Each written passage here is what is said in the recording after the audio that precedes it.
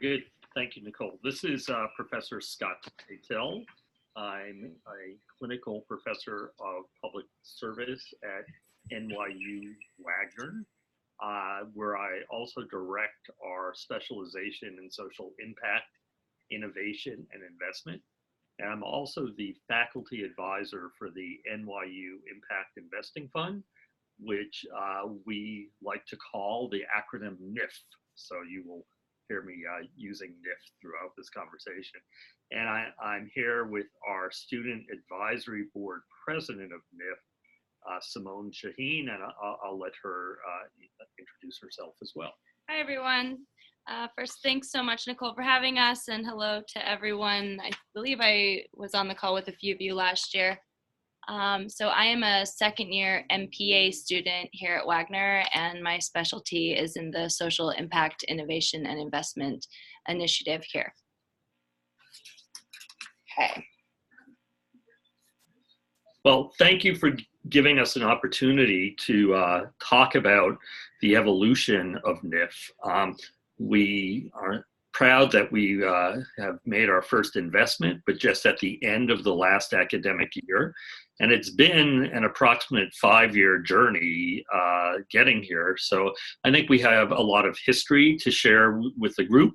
And we'll be happy, even if I need to step out before the conclusion of this call, Simone will be happy to take some Q&A as well.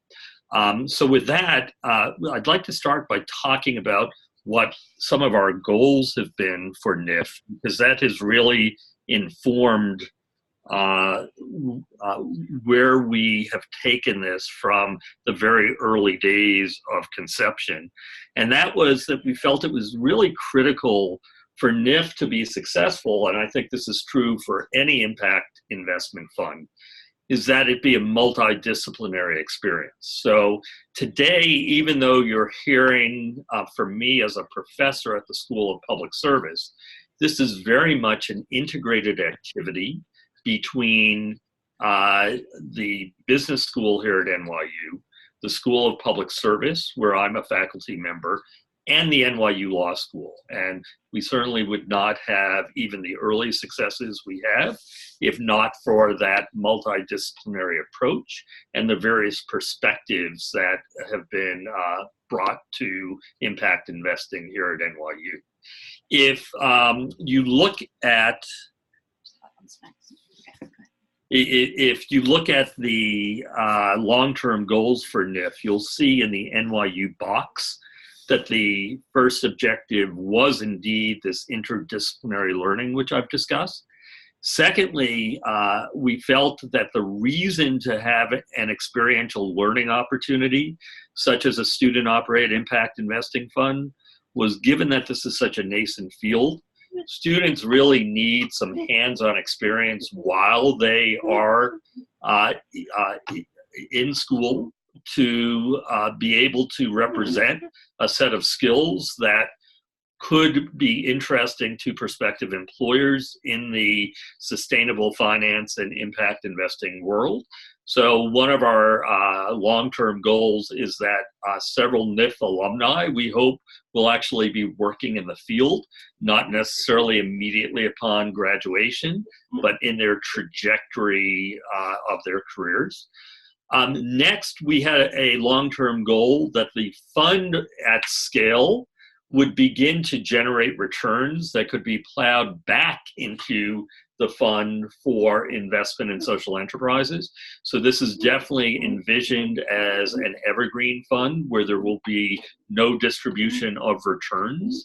And last, but certainly not least, we think NIF at scale will be able to catalyze meaningful social change for the social enterprises in which investment is made. So as I said, it's been really a 5-year journey at NYU to get to this point. The notion of a student-led fund actually preceded my time at NYU. It came up as an idea in a Stern Business School class that was being taught by an adjunct focused primarily on environmental finance and impact. And students in that class had the idea, as encouraged by that adjunct professor, that wouldn't it be great to have students actually gain some experience by having their own fun.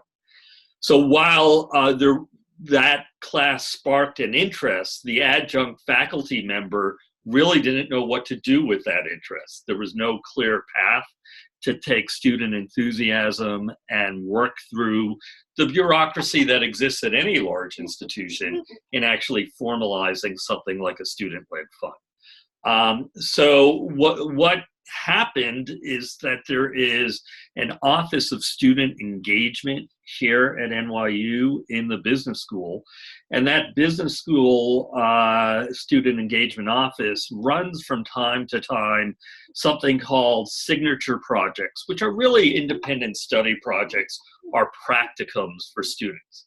And that practicum enabled students in the business school to get some minimal credit to meet on a routine basis to begin examining this concept of launching a student-led impact investing fund. They struggled a bit, though, because there was no full-time faculty member at the business school who was able to sponsor their activities and actually work with those students to navigate the next steps at NYU. So I joined NYU in the School of Public Service in 2015, and the students from the business school made their way over to me and said, "We hear you're starting an impact investing program at the Public Service School. We're trying to start a student-operated fund. Would you give some consideration to be our faculty sponsor?" So it really took from the very beginning, crossing the silos that often happen in a large university environment. And because they reached out to me here at the School of Public Service, I was very intrigued by the idea, provided that not only would this live within the business school, but it would be an activity within the policy school as well. And the two schools could join forces in coming up with an interdisciplinary fund. I started a relationship with the administrators at the Office of Student Engagement at the business school. They were very intrigued by this idea of an interdisciplinary approach. There was really no example of that up to that point, and they embraced trying to figure out a model that would work for both schools. So we actually then for the next year worked within the same practicum model of having the students evaluate what other schools were doing in terms of student-led impact investing fund. And we used that research to inform what would be the best model for NYU. In parallel, we were able to raise a seed donation for the fund from an anonymous donor, which came from an alumni's family. And this work culminated in a presentation that the students made to the deans of both the business school and the School of Public Service. And I can't emphasize enough that that presentation, so that the deans actually witnessed the students' enthusiasm, but beyond that, the detailed research that the students had done in what other schools were doing in impact investing, allowed for the green light to be given by both deans to bring this to the next step. And that next step in 2017 was to develop an organizational guide, really a fun document, if you will, which was developed in concert with the Office of General Counsel here at NYU. And that office would certainly not have lent their support if not for the deans having greenlighted this in the year prior. So with the development of an organizational guide as the primary activity in 2017, we also felt it was important to learn best practices from some of the impact investing work that was being done in the college environment as well. And we felt that if the students who were actually working on the operational platform for NIF also were engaged in the Mint competition, that there would be some excellent learnings that would be transferable from Mint. So we, with a lot of intentionality, formed 3 internal groups among those students to have an internal competition as to which of the 3 groups would actually be sent to Mint. So that enabled all of the students who were interested in impact investing to actually learn the process of sourcing, screening, due diligence, putting together an investment committee memo, etc., which were all requirements of the Mint program. And in parallel, we also launched a website for NIF. The following year, which was last year, 2018, we formed an investment committee, and that investment committee was comprised of 3 alumni from both the School of Public Service here at NYU and the business school who were already engaged in the field of impact investing. One headed up impact investing for Glenn Mead. The other headed up impact investing activity at the Ford Foundation, and the other was a VP of programs at Mission Investors Exchange. We then, in 2018, launched 5 deal teams with 4 students each. So we had 20 students, half from the Stern Business School and half from the Wagner School of Public Service.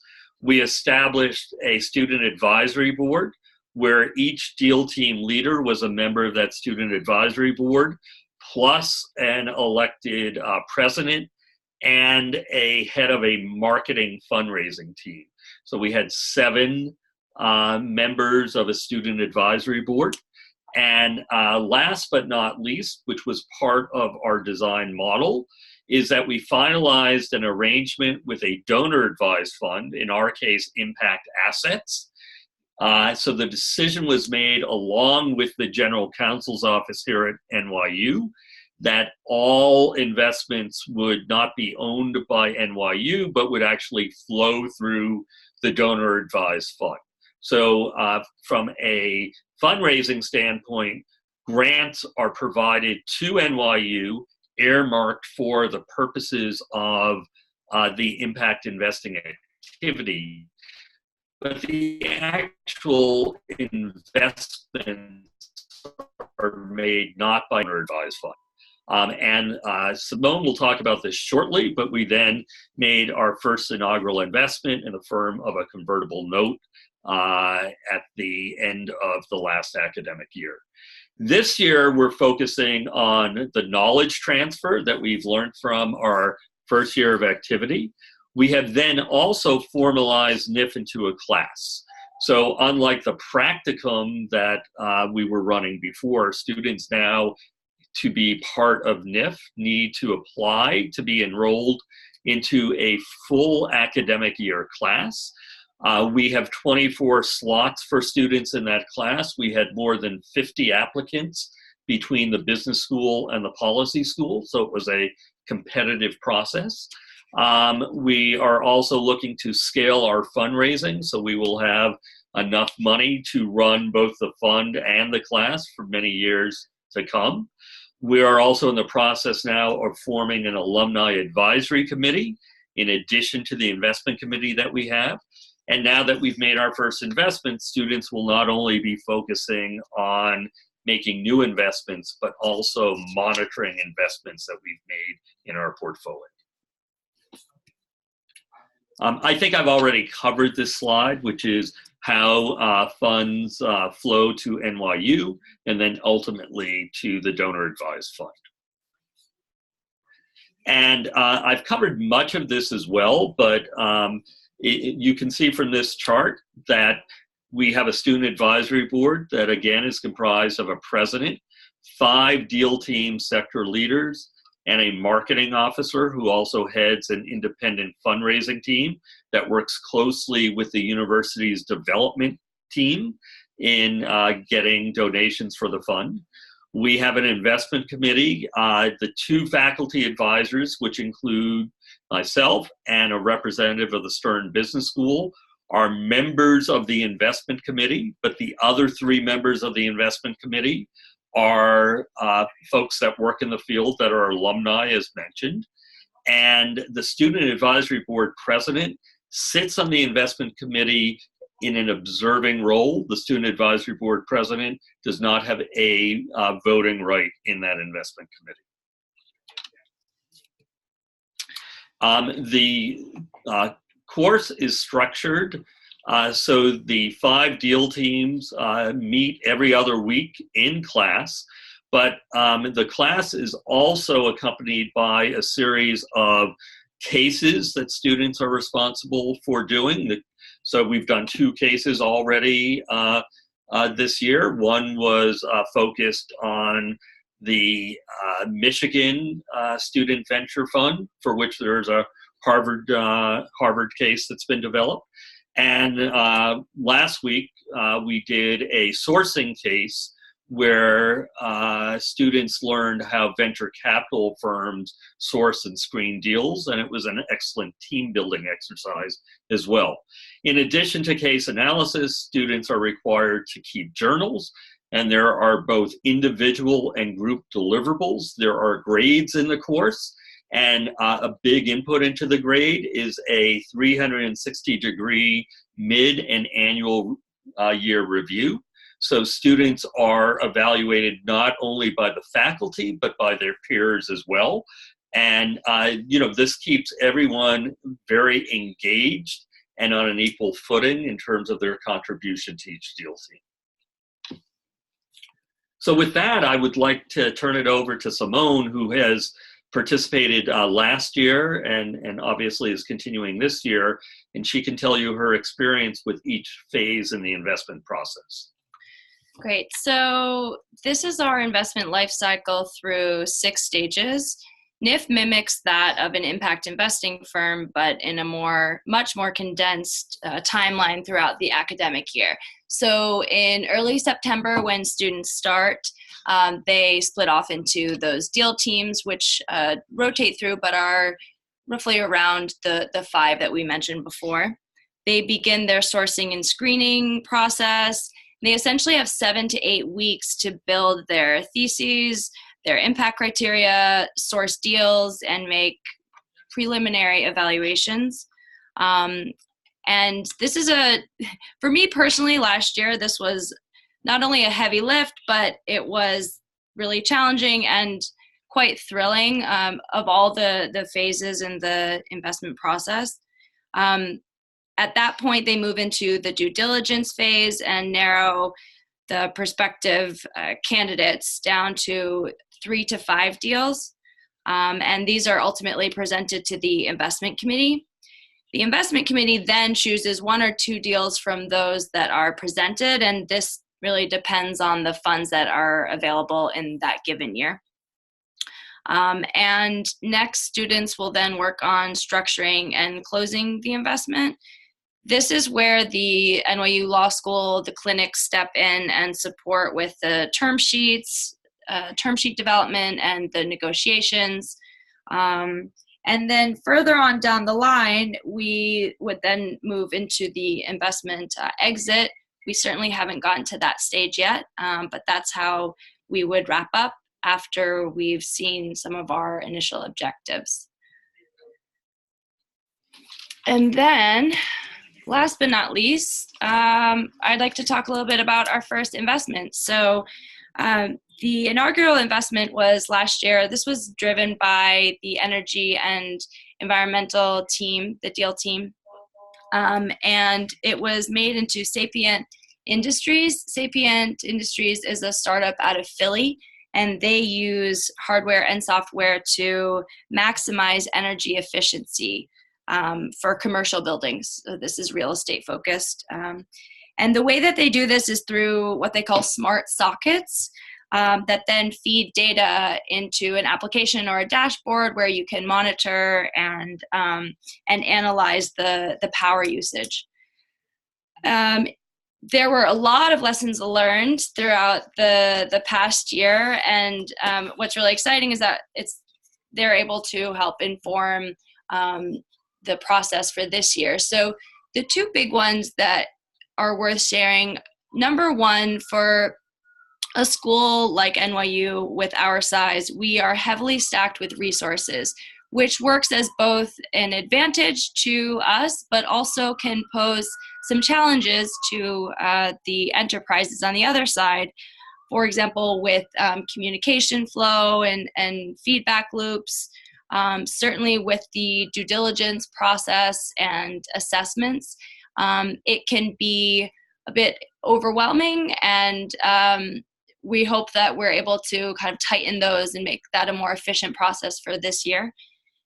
Number two has to do with impact. So Sapient at the time was solidifying their impact measurements, and we were happy and excited to learn about not only their process, but it forced us to define how we look at impact, how we measure it, what our expectations are, what our own objectives are for the fund.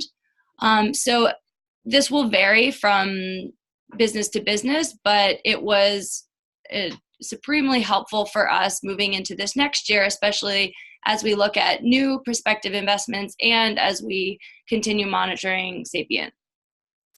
And with that, we'd like to give the floor back to you, Nicole, and open it up for questions.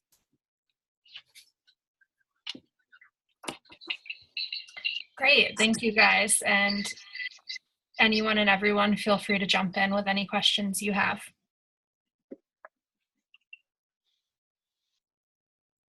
Hi, this is James DeCunzo calling in from the NU Impact, which is Northeastern University's investment fund. I had a question on the investment vehicle and how you landed that convertible note, and if you considered other vehicles and how you kind of like shook out there. Yeah, great question. So in the case of Sapient, we actually joined an existing round, and that round was in the form of a convertible note. I should clarify, however, that the way we have written our organizational guide, NIF can use any form of debt or equity instrument in making an investment. So we're certainly not constrained to convertible notes. But the Sapient investment we made was part of a $2.5 million round. And obviously our $30,000 investment as a small piece of that, we really did not have the leverage to dictate an other form of investment.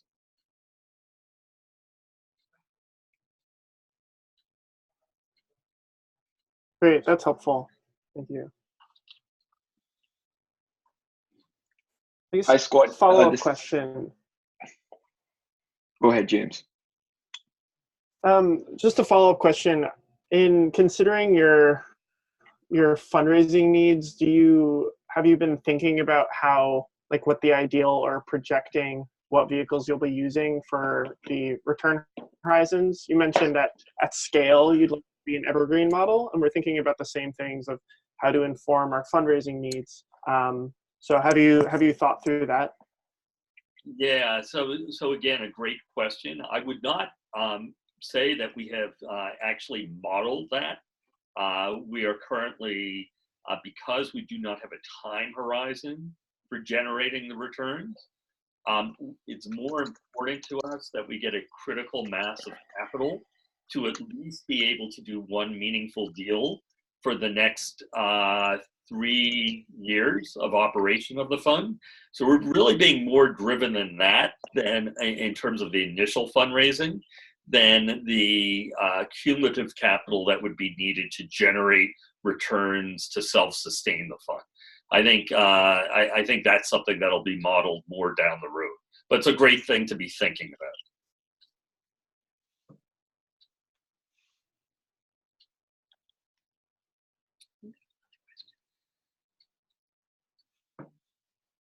Hi, Scott. This is Karan here from Northeastern as well. One quick question was, could you speak a little more on how the donor-advised fund relation worked out? Did you have this in mind when you were initially planning to sort out the fund, or was it something that came up later on? And how did the relation pan out exactly?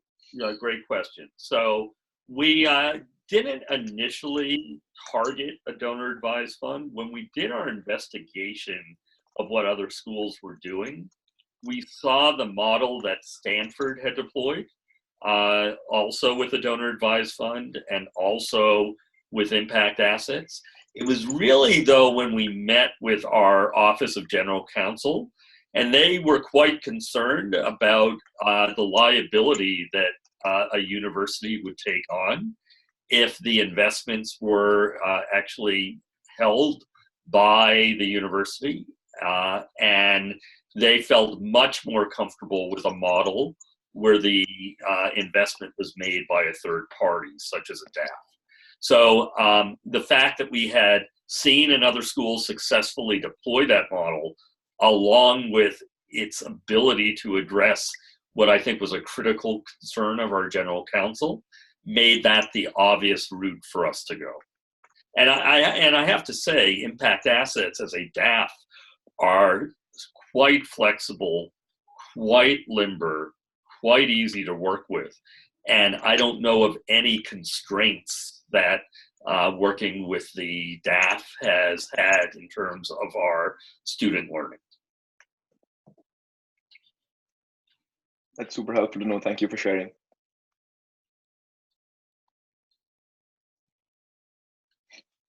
Catherine, I have a question about the interdisciplinary nature. We're having a hard time hearing. Sorry, is it Catherine? Yes, can you hear me? Sort of.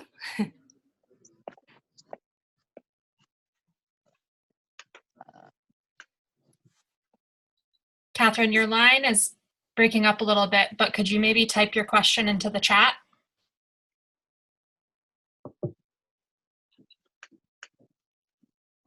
And then Nicole, if you see it, since we have the screen sharing on, it'd be great if you could actually just read it off to us. Absolutely. She said yes, so I'm assuming she's typing. Okay. Thank you. And then we can probably take another couple of questions. I was able to get another 5 minutes into my schedule there. There are more questions. Scott, another quick question was, when looking at the seed donation from the two deans, what was your ask, and were you able to get anywhere close to that? Because let me clarify. The deans have given support for the fund and the class, but the donations are not coming from the school. The donations are coming from third-party donors. To date, those donors have been alumni. So there was not a financial ask of the dean, a curriculum ask, and a support to move this to the Office of General Counsel to finalize the fund. And I should say, even though this was focused on two deans, we could not have done this without the collaboration with the NYU Law School as well. There are two clinics at our law school, one focused on domestic transactions and one focused on cross-border transactions. So students are also participating for credit, and the fund is essentially a client of those two clinics. So that, there would be an expense or a need to seek pro bono legal assistance, and that would have been an obstacle to have overcome. And we're very fortunate that having the law school's participation really enabled this to get launched far more quickly than it otherwise would. Nicole, were you able to get the question from Catherine? Yes, and that is a great lead in. So Catherine's question is regarding the interdisciplinary nature of the class and fund, and what the breakdown of students from business law and policy is, and what the different skills students from various programs bring to the deal teams. Yeah, great question. So we have intentionally first and foremost balanced the class. So in the class of 24, there are 12 policy students, there are 12 business students. we're somewhat unique here at NYU Wagner in that we offer in our specialization a lot of the business skills and courses that one would also get in a business program, such as corporate finance, and in fact, we have an impact investment course as well. So I would say that those types of students are bringing basic financial skills to the table. The policy students have more exposure to impact measurement and in establishment of theory of change than the business students. The business students are probably bringing some more experience from the field in terms of having worked in junior roles in investment firms and financial services firms.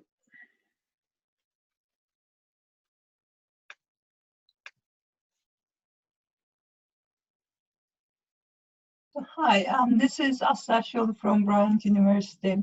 And first of all, thank you so much. This was very informative. And my question is, can you invest in companies outside the US?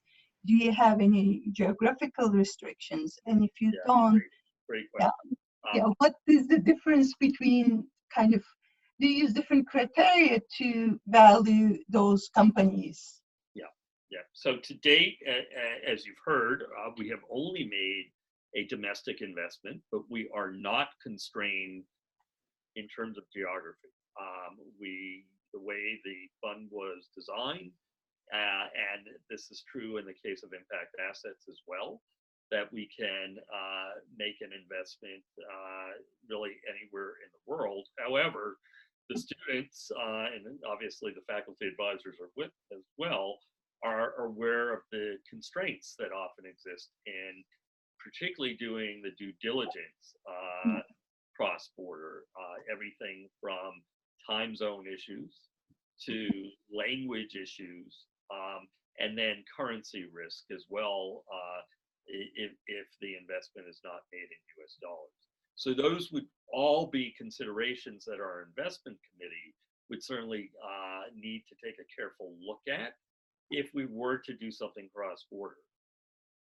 I think the most critical thing, though, is that we do have the legal support, as I mentioned, of a law clinic at the NYU Law School whose specialty is only cross-border transactions. So I think many schools perhaps would not have access to the legal resources to do something outside of the US, and that's an important consideration to those of you who are thinking about the geographic scope of your funds. Yeah. Thank you. Just a follow-up quick question. Have you ever considered publicly traded companies? Yeah, so there's real, while not expressed in our organizational guide, the way we view this fund, this is focused on private investment. We do have an other fund at NYU Stern called the Michael Price Fund, which is focused on building a portfolio of public equities and has very recently incorporated ESG criteria into its fund. So there's another experiential learning opportunity for students who are interested in public equity. Thank you.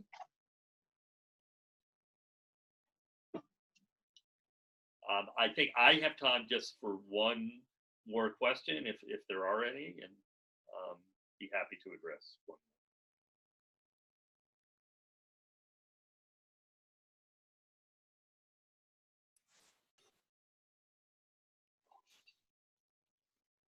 Scott, one quick question was, in terms of deal flow, when you're looking at the entire America and not just New York, yes, how many deals did the initial team get in order to get the one Sapient deal that you made the investment in? Yeah, so I'm gonna let Simone answer that question. Maybe not informed by statistics, but certainly informed by guidance that we've recently discussed in class. Absolutely. So if each deal team has 3 to 4 students, then the way that we did it last year was our goal was to have 20 conversations, of which I think I had 12 of the 20 I wanted to have, and of which, of the 12, then I think one or two, or ultimately one, just went through to the next round just within our deal team. And we were able to present on one of the candidates, but I think each deal team would look at anywhere from 80 to 100. So it's a tall order and a big lift to do it, but there are several conversations that are had. That's helpful to know. Thank you for sharing.